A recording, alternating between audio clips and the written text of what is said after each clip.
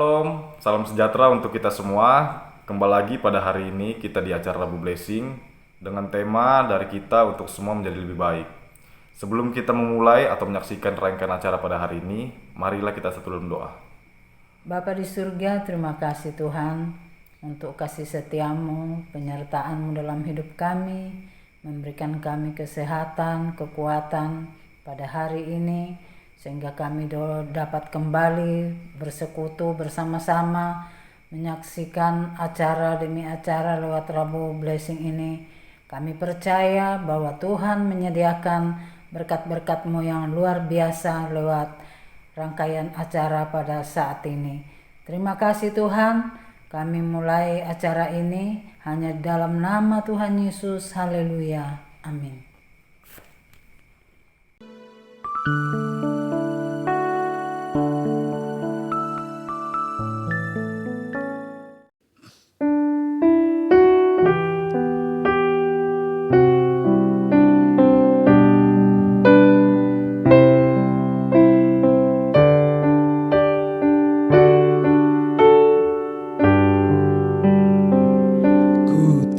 Jatuh di tanah air beta, pusaka abadi nan jaya. Namun ku tetap menantikan Yesus sampai Dia jamah dan pulihkanku.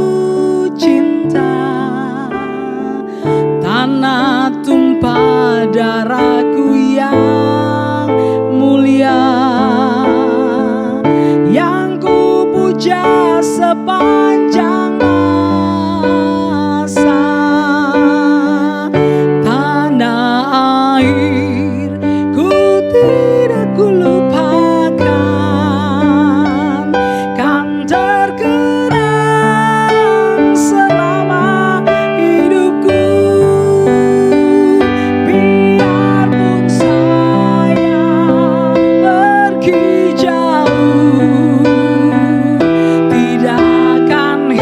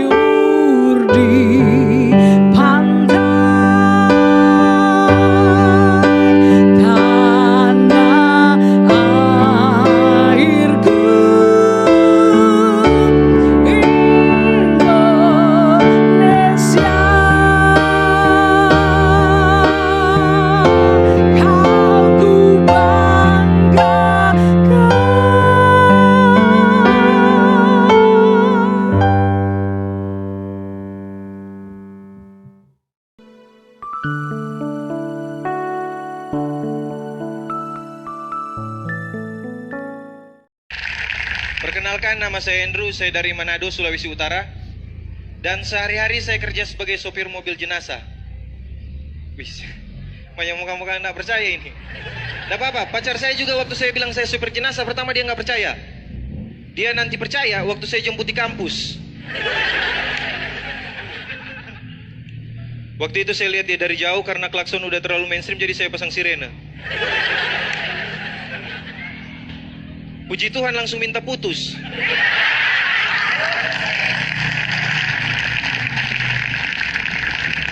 Padahal niat saya baik itu. Dia capek-capek sampai sore di kampus, bisa tidur di belakang. Saya yakin sampai sekarang dia masih menyesal. Karena apa? Karena sopir jenazah itu adalah pasangan yang ideal. Besok-besok nanti bapaknya kenapa-kenapa, kita bisa nego sampai free ongkir. Kalau mau bisa satu gratis satu lah. Dan selama saya jadi sopir jenazah, saya jadi ke rumah duka tiap hari.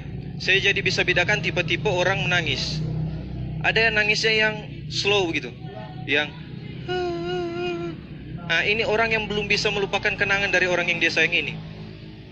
Ada yang dia frontal yang wah, nah ini orang yang belum siap. Ada yang cuma kayak gini, nah itu bersin gak jadi. Dan selama saya jadi sopir jenazah, saya baru tahu ternyata orang kalau mau meninggal itu banyak sekali permintaan. Iya, dia mau minta kubur sama apa begitu. Kemarin saya ngantar atlet tenis, dia minta kubur sama-sama dengan racket sama sepatunya isi dalam kubur. Ada yang atlet penerjun payung tuari, saya antar, dia isi sama parasutnya isi dalam kubur. Ini kalau semua kerjaan bikin kayak gini, yang kasihan itu orang yang terakhir saya antar. Kerjanya itu operator mesin fotokopi. Tapi karena permintaan jadi dipaksakan dikubur sama kertas AVS. Yang lain tabur bunga, dia tabur pakai peluru Hector. Biar awet mayatnya nggak disuntik formalin tapi dilaminating. Kuburnya cuma ukuran kuarto. Biar mayatnya masuk harus difotokopi perkecil.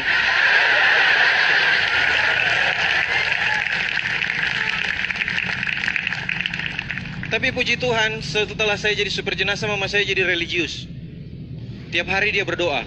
Tiap hari dia berdoa supaya saya sehat terus, rezeki saya melimpah, penumpang bertambah. Bayangkan setiap kali mama saya bilang amin, ada 2 orang yang sehat walafiat wafat. Dan kami jadi super jenazah itu ada pantangan-pantangannya. Salah satunya itu kita nggak bisa pasang lagu pas bawa mayat. Nggak bisa sama sekali. Karena kemarin saya pasang radio, mayat di belakang request lagu.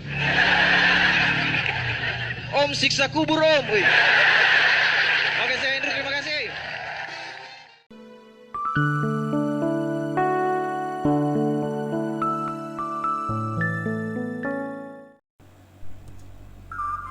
Salam sehat buat kita semua, dari kita untuk semua menjadi lebih baik. Selesaikan apa yang sudah kita mulai. Seorang pelari maraton, John Stephen Akhwari dari Tanzania, suatu waktu mengikuti lomba maraton pada Olimpiade 1968 di Meksiko. Dalam pertengahan lomba ia mengalami cedera yang membuatnya sulit untuk berlari. Ia kesakitan, namun keadaan itu tidak membuatnya menyerah dan berhenti. Sekalipun menjadi peserta terakhir yang memasuki garis akhir, ia menyelesaikan dengan baik. Dan ini yang dikatakannya, negaraku mengirim aku sejauh 5.000 mil, bukan hanya untuk memulai perlombaan, tapi untuk menyelesaikannya. Dalam sebuah perlombaan, ketika si pelari menoleh untuk melihat siapa lawan yang mau mengejarnya, maka sebenarnya ia kehilangan sepersekian detik, dan itu cukup untuk bisa membuat ia kalah. Demikian juga dalam hidup kita. Yesus mengingatkan, ingat akan istri Lot. Apanya yang diingat? Momen ketika ia menoleh ke belakang sehingga ia menjadi tiang garam. Kenapa orang menoleh? Untuk apa orang menoleh? Biasanya yang dilihat adalah kenangan masa lalu, baik itu masa suka maupun duka. Tidak salah memang mengingat masa lalu, tapi jadikan itu sebagai pembelajaran, bukan membuat kita menjadi mellow, mager, atau galau, ya, gagal move on. Tuhan mau berurusan dengan siapa kita hari ini, dan mau jadi apa kita ke depan. Jangan terikat dengan masa lalu, maka tidak boleh ada waktu kosong di mana kita jadi tidak waspada. Tuhan memberi kita masing-masing momentum untuk kita berubah, untuk kita digarap olehnya. Nah, jangan sampai kita kehilangan kesempatan untuk dibentuk Tuhan. Jika kesempatan itu hilang, maka potensi atau kemampuan kita pun sudah menurun, bahkan mungkin sudah hilang karena umur kita semakin tua. Waspada dan jadikanlah itu hal yang besar dan dahsyat. Jangan pernah abaikan kesempatan yang Tuhan beri. Tuhan Yesus sudah memulai karya penyelamatannya dan menyelesaikannya. Dan ia mengatakan dalam Yohanes 20 ayat 21, seperti Bapa mengutus aku, sekarang aku mengutus kamu. Ia mau agar kita menyelesaikan proyek keselamatan yang telah dimulainya. Bukan berarti pekerjaan Tuhan tidak sempurna. Ia sudah melakukan bagiannya dengan sangat sempurna. Sekarang adalah bagian kita. Ia menjadikan kita sebagai kawan sekerjanya agar kita juga menyelesaikan proyek keselamatan ini. Masalahnya, apakah kita merespon ajakan Tuhan tersebut dengan benar? Maka larilah sedemikian rupa agar kita bisa mencapai garis akhir perjuangan hidup kita.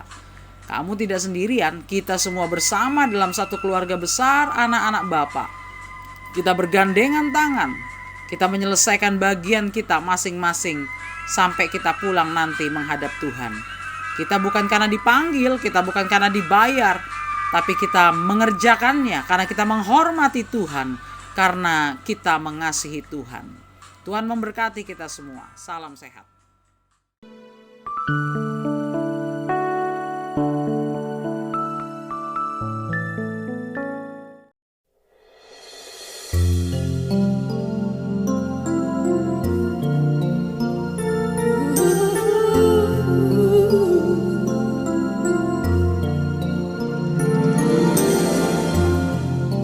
Till as old as time,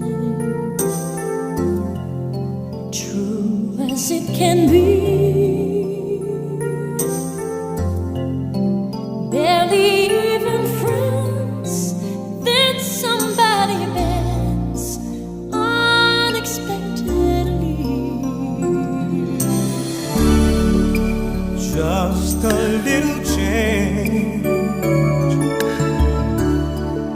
small to say the least, both a little scared, neither one prepared.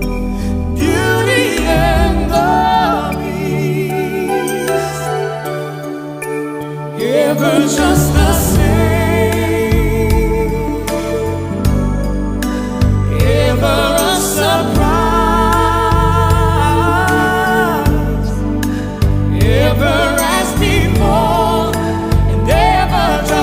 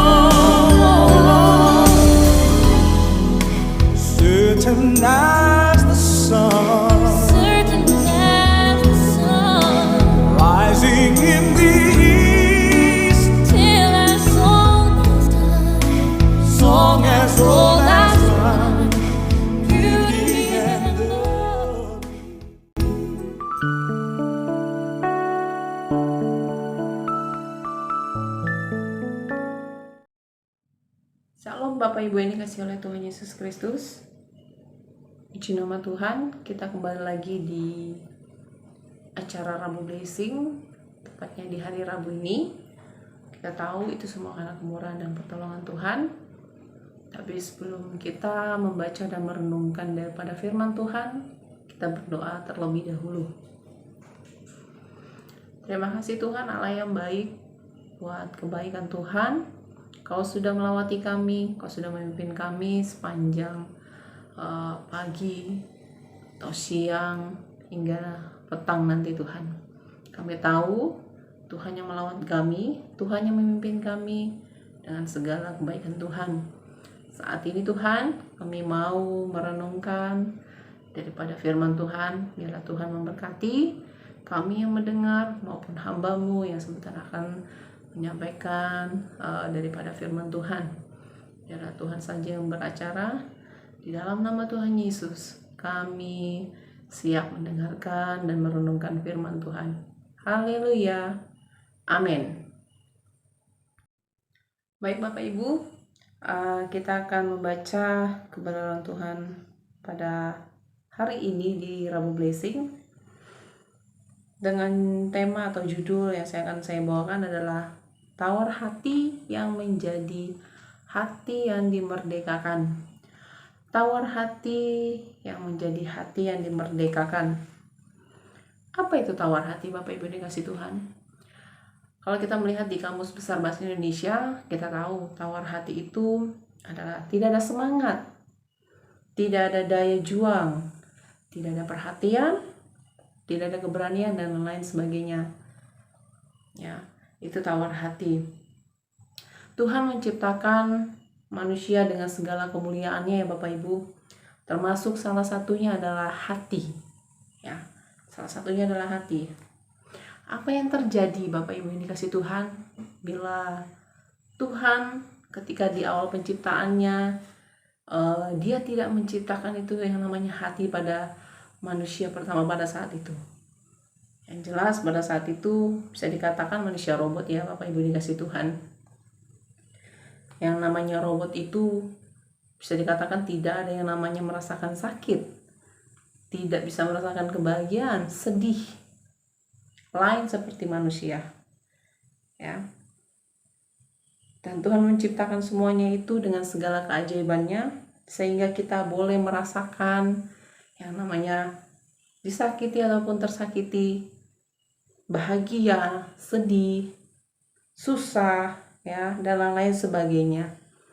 Jadi Bapak Ibu yang dikasih Tuhan, berbahagialah Bapak Ibu yang merasakan yang namanya semuanya itu. Ya, semua yang kita rasakan itu pasti ada maksud baiknya ya Bapak Ibu dikasih Tuhan. Dan bagaimana dengan tawar hati itu sendiri? Bagaimana tawar hati itu di dalam hidup manusia? Tawar hati bagi manusia itu kondisi di mana seseorang tidak ada yang namanya rasa perhatian, tidak ada rasa keberanian lagi, semangat dan lain-lain. Kita baca Bapak Ibu di dalam kitab Amsal pasal 24 ayat yang ke-10. Amsal pasal 24 ayat yang ke-10. Saya bacakan. Jika engkau tawar hati pada masa kesesakan, kecillah kekuatanmu. Saya ulangi. Jika engkau tawar hati pada masa kesesakan, kecillah kekuatanmu. Amen. Benar Bapak Ibu yang dikasih Tuhan, jika tawar hati itu terjadi ketika dalam kesesakan hidup kita, maka kekuatan itu akan menjadi kecil. Ya. Sama seperti jika kita terus ditekan, kekuatan percaya diri akan semakin kecil pula. Pertanyaannya, mengapa manusia itu bisa merasakan yang namanya tawar hati? Ya, mengapa manusia itu bisa merasakan yang namanya tawar hati Bapak Ibu? Jawabannya poin yang pertama adalah karena kita hidup masih secara lahir ya. Kita buka dalam 2 Korintus 4 ayat yang ke-16. Kita buka lagi dalam perjanjian baru 2 Korintus pasal 4 ayat yang ke-16. mengapa manusia itu masih bisa merasakan yang namanya tawar hati. Ayat yang ke-16 dari kitab 2 Korintus pasal 4 ayat yang ke-16. Sebab itu kami tidak tawar hati, tetapi meskipun manusia lahiriah kami semakin merosot, namun manusia batinia kami diperbarui dari sehari ke sehari. Amin. Ini merupakan surat Rasul Paulus kepada jemaat yang ada di Korintus pada saat itu, di mana perikopnya di situ dikatakan, jangan tawar hati juga waktu menghadapi maut. Ya. Nah, tadi pertanyaannya mengapa manusia itu bisa merasakan yang namanya tawar hati? Ya, poin yang pertama adalah karena manusia itu sendiri masih lahir secara lahiriah. Lahiriah itu apa Bapak Ibu ya? Secara badan kita ini loh, kita lahir ya, secara tubuh jasmani kita. Nah, dan itu terjadi di dalam kehidupan kita semua sebagai umat manusia seluruh bumi. Tidak ada manusia lahir dari yang namanya dari robot gitu, nggak ada. Manusia lahir dari manusia gitu ya. Nah, Bapak Ibu ini kasih Tuhan, kita tahu ketika manusia itu lahir secara lahiriah, pasti yang namanya manusia itu akan merasakan yang namanya sakit, sedih, bahagia, dan lain-lain. Terlahir secara lahiriah, kita tahu sekaya-kayanya, sesehat-sehatnya, sehebat-hebatnya, pasti kita akan mati dan menuju ke sana. Ya. Tuhan sendiri juga bilang batas hidup manusia adalah sampai 70 tahun. Selebihnya adalah bonus yang daripada Tuhan. Bapak Ibu yang dikasih oleh Tuhan, kadang manusia itu tahu ya, ketika hidupnya sudah di ujung tanduk gitu ya, istilahnya ketika dia di rumah sakit, taunya hidupnya mungkin tinggal beberapa bulan, dia harus didiagnosa oleh dokter, hidupmu hanya sekitar berapa bulan lagi. Di situ kadang secara psikologi kita akan semakin menurun ya. Kita akan mengalami yang namanya tidak ada semangat lagi untuk hidup. Untuk apa lagi kita hidup gitu ya Bapak Ibu dikasih Tuhan. Kalau dokter aja sudah bilang hidupmu tidak panjang lagi. Nah, tetapi kita tahu di dalam ayat ini, di ayat 16 tadi, meskipun secara lahiriah kami semakin merosot ya, di ayat 16 tadi dikatakan, namun manusia batiniah ya, manusia kita ini masih memiliki batin hidup ya, maka batiniah kita tuh dari hari ke hari akan diperbarui ya. Akan diperbarui itu oleh karena siapa? Oleh karena Tuhan, Bapak Ibu dikasih Tuhan. Jadi meskipun kita masih hidup secara lahiriah, di firman Tuhan tadi di 2 Korintus 4 ayat 16 dikatakan juga secara batiniah kita akan terus diperbarui dari hari ke hari. Itu semua juga karena pekerjaan Tuhan, dan itu juga merupakan suatu janji yang sudah Tuhan berikan kepada jemaat yang ada di Korintus pada saat itu. Ya, jadi Bapak Ibu dikasih Tuhan, pertanyaan tadi kita kembali, mengapa orang bisa tawar hati? Ya satu, karena kita ini masih hidup secara lahiriah Bapak Ibu yang dikasih Tuhan. Kita boleh belajar meskipun kita masih lahir secara lahiriah, ya kita tahu batin kita ini akan terus dibarui, karena kita tahu kita ini hidup di dalam iman yang Tuhan berikan dalam hidup kita. Ya, itu akan terus diperbarui. Bagaimana kita bisa memperbarui semuanya itu? Ya, kita hidup belajar sesuai dengan kehendak Tuhan dan maunya Tuhan saja. Dan yang kedua, mengapa orang itu bisa mengalami yang namanya tawar hati? Poin yang kedua adalah karena kita manusia juga hidup dalam yang namanya penderitaan. Ya, poin yang kedua adalah karena kita juga masih hidup yang di dalam namanya penderitaan. Ya, kita masih tinggal di bumi ini ya, Bapak Ibu dikasih Tuhan. Kita tahu kita berada di dunia yang fana. Jadi semua penderitaan, semua sakit penyakit itu masih bisa kita rasakan hingga detik ini, ya. Masih bisa kita rasakan hingga detik ini, ya. Kita buka lanjut tadi di 2 Korintus 4 ayat yang ke-17.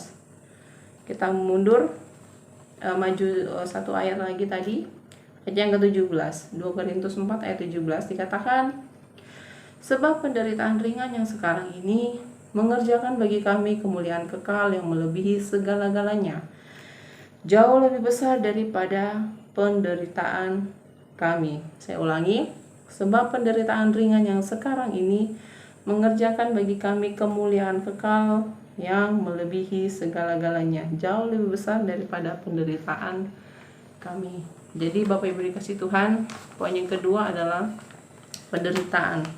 Ya, penderitaan itu terkadang juga memang masih membuat manusia itu menjadi tawar hati. Ya,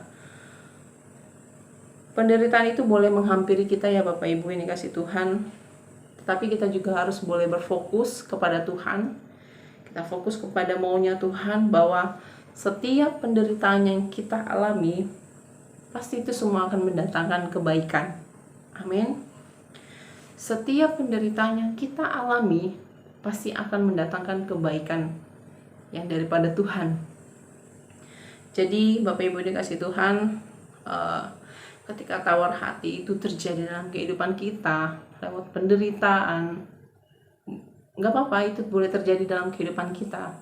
Tapi setelahnya itu kita boleh berfokus bahwasanya kita mau hidup apa yang menjadi maunya Tuhan, apa yang menjadi kehendaknya daripada Tuhan. Ya, jangan sampai penderitaan itu terus-menerus menghantui kita, sehingga dalam hidup kita tidak ada lagi yang namanya semangat hidup, daya juang untuk bisa bertahan hidup, terlebih semangat hidup untuk melayani Tuhan. Ya, itu 2 poin ya Bapak Ibu dikasih Tuhan, mengapa manusia itu bisa merasakan yang namanya tawar hati, ya. Dan pertanyaannya lagi, itu tadi ada 2 poin ya Bapak Ibu. Pertanyaannya lagi adalah, bolehkah kita tawar hati menurut firman Tuhan? Bolehkah kita tawar hati menurut firman Tuhan? Ya, jawabannya adalah tidak Bapak Ibu. Jawabannya adalah tidak. Ya, jelas di dalam kita baca dalam kitab Yosua pasal 1, di dalam kitab Yosua pasal 1 ayat yang ke-9, di situ berbunyi, saya bacakan, bukankah telah kuperintahkan kepadamu, kuatkan dan teguhkanlah hatimu, janganlah kecut dan tawar hati, sebab Tuhan Allahmu menyertai engkau kemanapun engkau pergi. Saya ulangi, bukankah telah kuperintahkan kepadamu, kuatkan dan teguhkanlah hatimu, janganlah kecut dan tawar hati, sebab Tuhan Allahmu menyertai engkau kemanapun engkau pergi. Amin. Ya, itu dalam kitab Yosua 1 ayat 9. Pertanyaannya lagi tadi saya ulangi, bolehkah kita tawar hati menurut firman Tuhan? Jawabannya adalah tidak ya Bapak Ibu. Sangat jelas dikatakan di situ, ada kata janganlah kecut dan tawar hati. Janganlah kecut dan tawar hati, ya. Ini merupakan ayat yang ditujukan kepada Yosua pada saat itu, ketika Yosua menerima tugas, ya, tugas dari Musa, ya, untuk memimpin bangsa Israel keluar dari tanah Mesir dan memimpin menuju ke tanah Kanaan pada saat itu. Ya, saat itu usia Yosua masih, ya, bisa dikatakan masih muda. Begitu berat dia harus menjadi pemimpin untuk memimpin bangsa Israel menuju ke tanah Kanaan. Ya, pada saat itu secara manusia dia bisa saja tawar hati Bapak Ibu. Dia bisa saja berpikir, untuk apa saya memimpin bangsa Israel? Toh bangsa Israel orangnya seperti itu. Gitu ya. Dia akan berpikir, untuk apa juga saya memimpin bangsa Israel, membantu. ya membantu bangsa Israel begitu banyaknya. Sedangkan saya hanya satu orang. Saya tidak punya apa-apa. Mungkin saya tidak punya kekuatan, saya tidak punya kemampuan. Bisa saja mungkin dia berpikir seperti itu. Tetapi kita melihat bahwasanya di dalam kitab Yosua di situ juga dia berkata, dia hanya mengikuti apa yang menjadi maunya Tuhan, ya. Dia mengikuti apa yang menjadi maunya Tuhan saja. Jadi dia terima tugas tanggung jawab itu dan dia dia kerjakan, dia lakukan dengan sungguh-sungguh untuk memimpin bangsa Israel keluar dari tanah Mesir menuju ke tanah Kanaan pada saat itu. Ya, dengan iman percaya Yosua bahwasanya semua yang dia kerjakan lakukan pasti Tuhan akan menyertai dan melindunginya, ya. Itu dengan iman. Jadi tawar hati itu tidak menghampiri hidup Yosua, tetapi dia berpikir dengan iman percayanya dia bisa melakukan segala sesuatunya bersama dengan Tuhan, Bapak Ibu. Dan sekalipun tawar hati itu terjadi dalam kehidupan kita, Bapak Ibu, biarlah kita kembali kepada kasih Tuhan, ya. Kasih Tuhan yang sanggup mengubah yang tidak mungkin menjadi mungkin bagi Allah. Sehingga hati yang tawar itu bisa menjadi hati yang dimerdekakan oleh kasih Tuhan saja. Mari Bapak Ibu yang dikasihi Tuhan, biarlah hati yang sudah Tuhan ciptakan ini, yang sudah Tuhan bentuk ini, kita gunakan hanya untuk kemuliaan Tuhan saja. Sebab dengan menjaga hati, dengan segala kewaspadaan kita, akan terpancar kehidupan. Itu di dalam kitab Amsal pasal 4 ayat yang ke-23. Amin. Puji Tuhan, saya tidak panjang lebarkan tentang firman Tuhan ini. Biarlah Tuhan saja yang terus beracara dalam hidup Bapak Ibu lewat firman pada hari ini untuk bisa terus mengubah hidup tawar hati itu menjadi hati yang dimerdekakan. Kalaupun terjadi dalam kehidupan kita, it's okay, tidak masalah. Tapi kita ubah semua itu menjadi satu hati yang dimerdekakan oleh Tuhan, yaitu lewat kasih-Nya Tuhan, lewat kebaikan Tuhan, lewat penyertaan Tuhan hingga detik ini yang Tuhan sudah berikan dalam kehidupan kita. Imani, percayai, dan lakukan. Imani berarti kita melakukan segala sesuatunya tanpa harus melihatnya, ya. Berarti kita berjalan bersama dengan Tuhan, ya. Kita lakukan bersama dengan Tuhan, kita tahu bersama dengan Tuhan kita bisa melakukannya. Kasih Tuhan itu selalu terus melingkupi kehidupan kita. Puji Tuhan. Berikut ada video singkat, satu video singkat tentang satu kehidupan juga, ya. Tentang bagaimana hati itu bisa menjadi tawar seketika gitu, ya. Hati itu bisa menjadi hancur seketika, tapi dengan kasih Tuhan itu bisa mengubah segala sesuatunya menjadi lebih baik, ya. Lebih baik daripada sebelumnya. Kita akan saksikan videonya dan selamat menyaksikan videonya.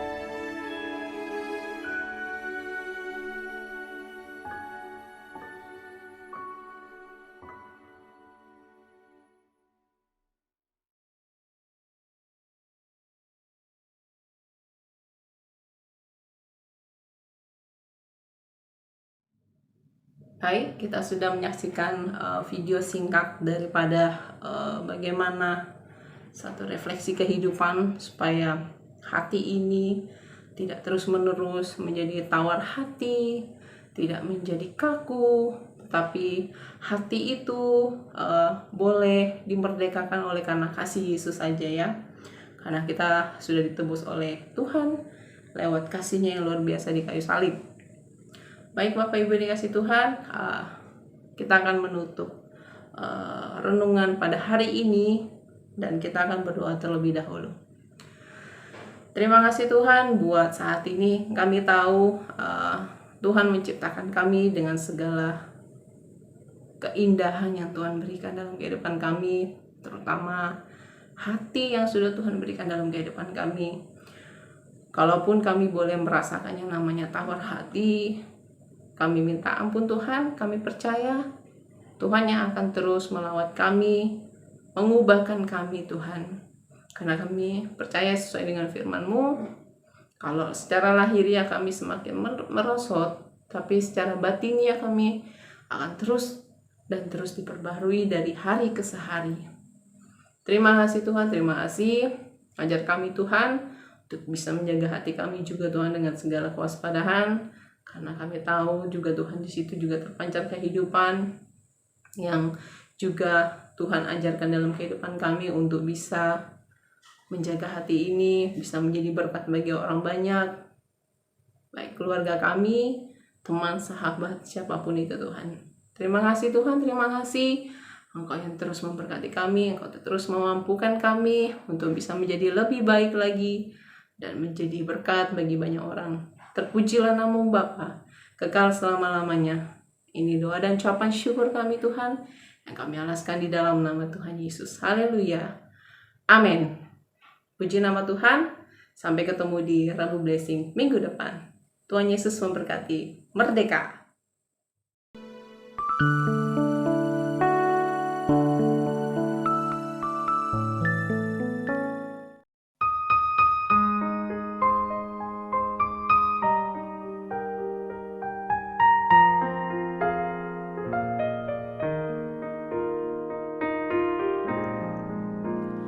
Dulu hidupku gelap gulita, ku berjalan meraba-raba.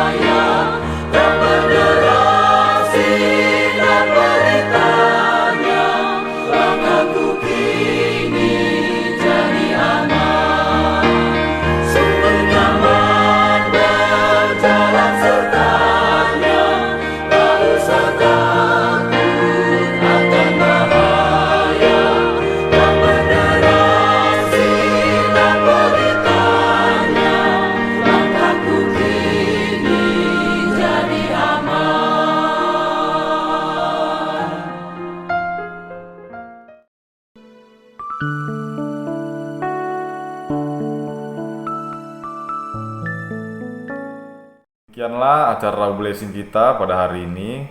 Biarlah apa yang kita dengar, apa yang kita saksikan dapat menjadi berkat untuk kita semua. Dan sampai jumpa lagi di acara Rabu Blessing berikutnya. Tetap semangat, tetap jaga kesehatan. Tuhan Yesus memberkati kita semua. Shalom.